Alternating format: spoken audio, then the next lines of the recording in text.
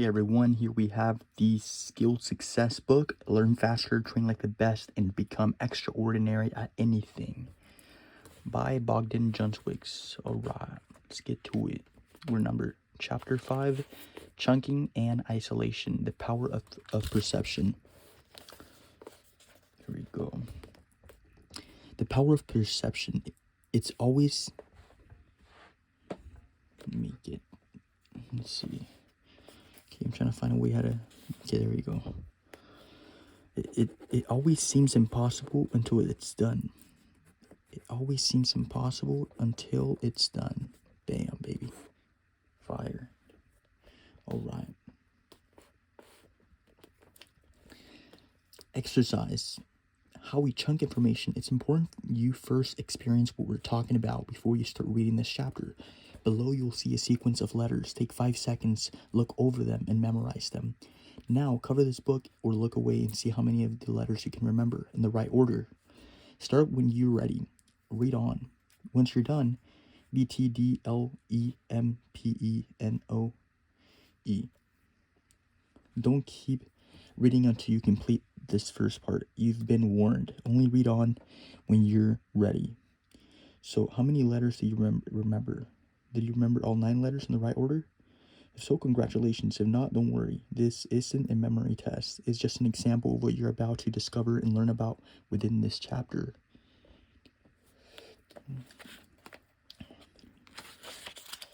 Damn, boy. Get the hell out of here. Alright. It's about how the mind perceives and processes information and uses information, as well as how perception changes. Now, onto part 2 of this exercise. Now take the 9 letters below on this page and see how many of these you can memorize. Take 5 seconds to memorize them. Look away and see how many you were able to remember. Then read on. Development. Easy. How many of the 9 letters did you get? Odds are you go all 9, right? But why? It may be because the second part spelled out a word. But that only... Bro, why can't I fucking read?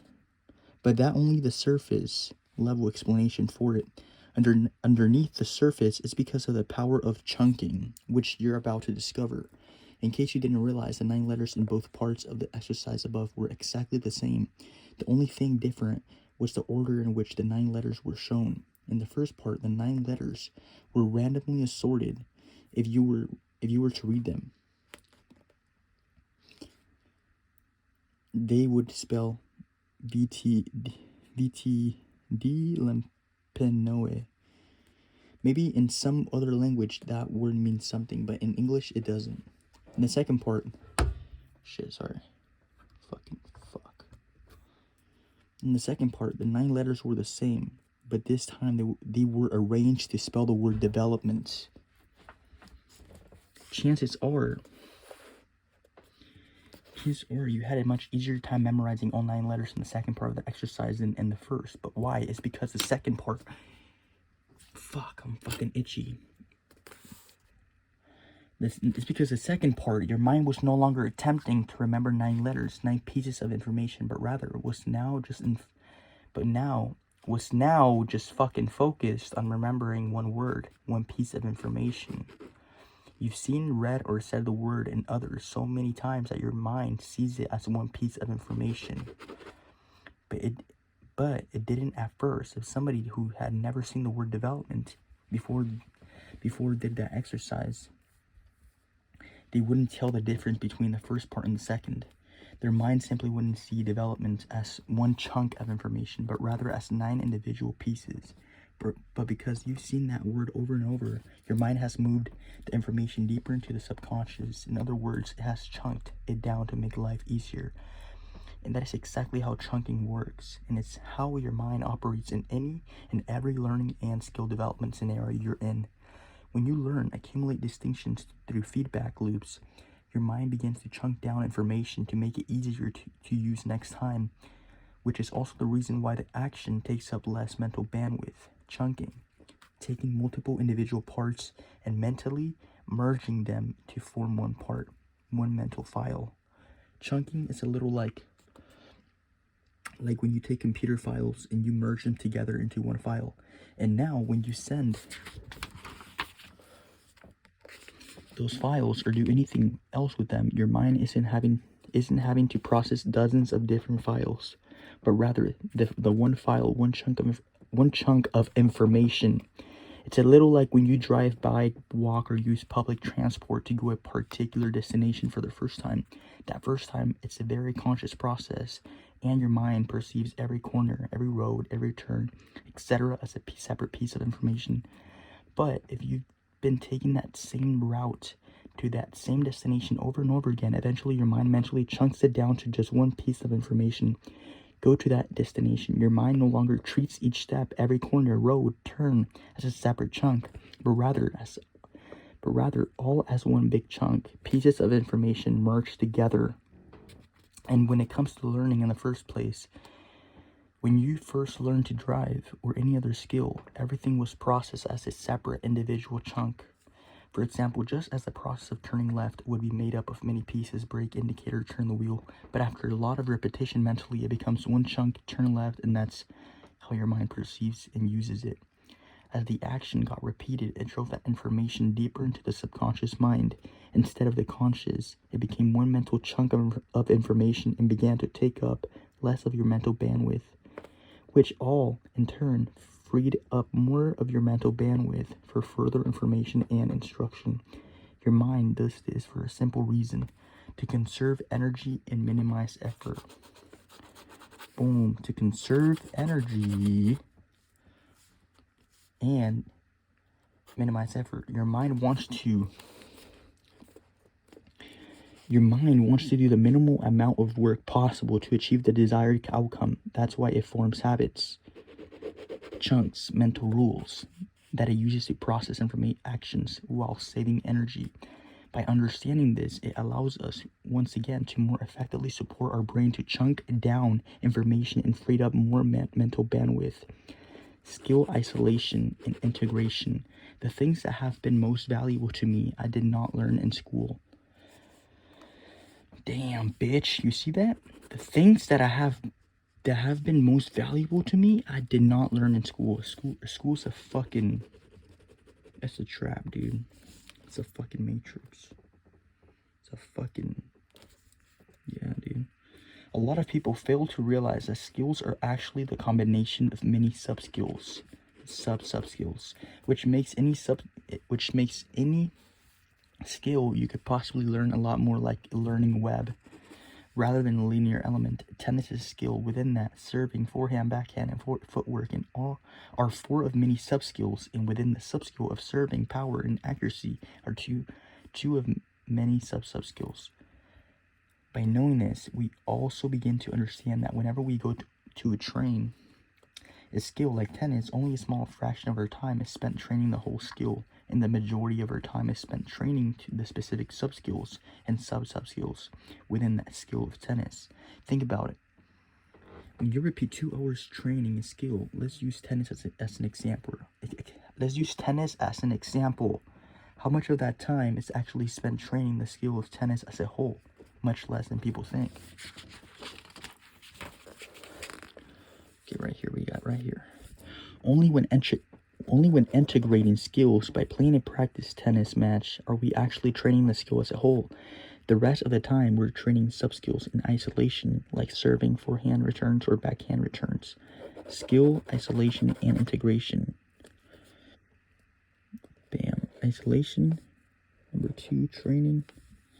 Number 3, step 3, integration. If you've ever seen, studied, or read about how top athletes, musicians, magicians, or even entertainers train, you'll see that they're doing exactly this. Rarely do we ever train the entire main skill we think we're training. Basketball, marketing, public speaking. That only gets trained as a whole during step 3, integration, but rather we spend most of our time training individual sub-skills or sub-skills in isolation to get better. And the visual skill isolation and integration.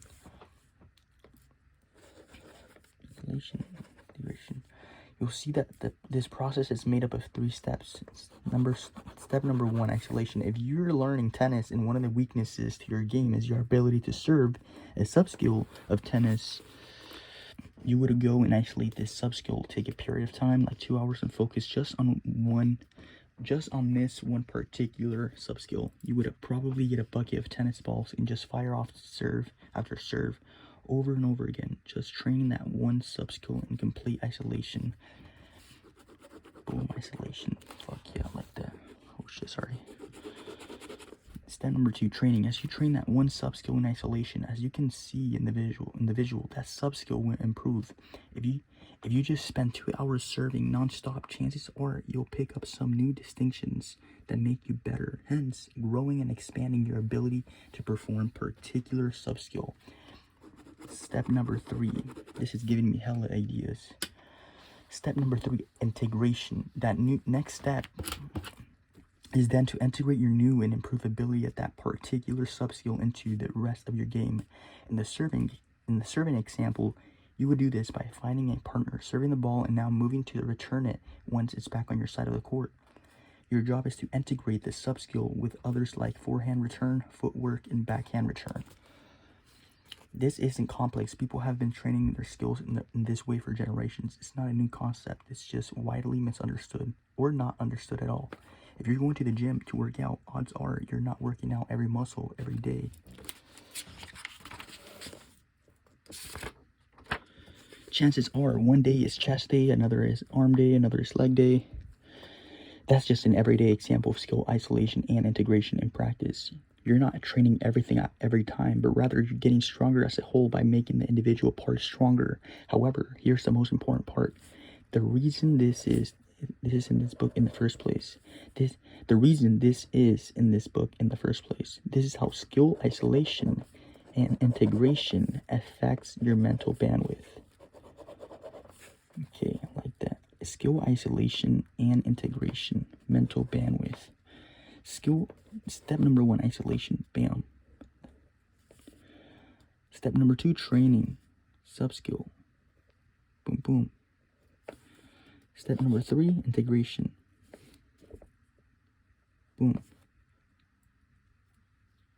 I don't even know how to fucking explain it, but yeah, I can see how it works a little bit. Same concept, same 3 steps. However, this has potential to bring a lot of new clarity and deepened understanding. As you take a sub-skill and you train it in isolation, you drive your ability to perform that sub-skill deeper into your subconscious, which in turn makes it use up less of your conscious attention, mental bandwidth. Mental bandwidth is conscious attention. When you perform that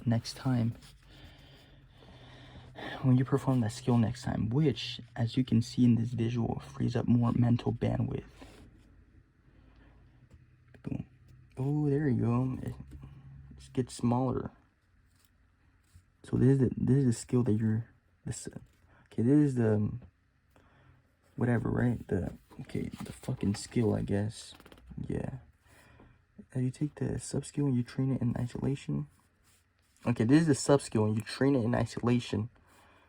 Then you fucking training. Wait, what? Can't even fucking read. Yeah, it is training. Okay, you train it and get smaller because it's deeply ingrained into your subconscious mind. So it gets smaller, so it gives you more room in your mental bandwidth. So, which, as you can see in the visual, frees up more mental bandwidth for other sub-skills. If you're learning how to swim and you take the sub-skill of kicking the legs and you work on just the legs for an hour, holding onto the wall on the pool, just focus on the correct leg movement. After that hour, that leg motion will be more automatic and will take up less mental bandwidth, which allows you to swim the main skill more effectively when you integrate everything together. That's our objective. That's how we increase our skill level as something. We take a sub-skill in isolation. That's fucking amazing. We take a sub-skill in isolation, train it, and then integrate it back into the overall skill. Boom. What the fuck is wrong with my pen? Boom. And as we do this, many factors we've discussed in this book already are working together to make us learn and improve at something, to give us the result we're after. And that's why in the next chapter, last chapter, in this first section of this book, we'll be going to talk about how everything actually comes together to make learning work. And by understanding this all, it gives you greater power to design your learning and skill development. It takes the power away from mere chance and gives to you, making you the architect. Bro, I'm sorry guys, I literally can't even reading like a kindergarten right now. It takes the power away from mere chance and gives it to you, making you the architect of your learning. Boom. I like that, dude. We take a sub-skill in isolation, train it, and then integrate it back into the overall skill. Alright guys, that's it for this chapter. Chapter 6 will be for next video. Thank you so much. Have a great day. Bam.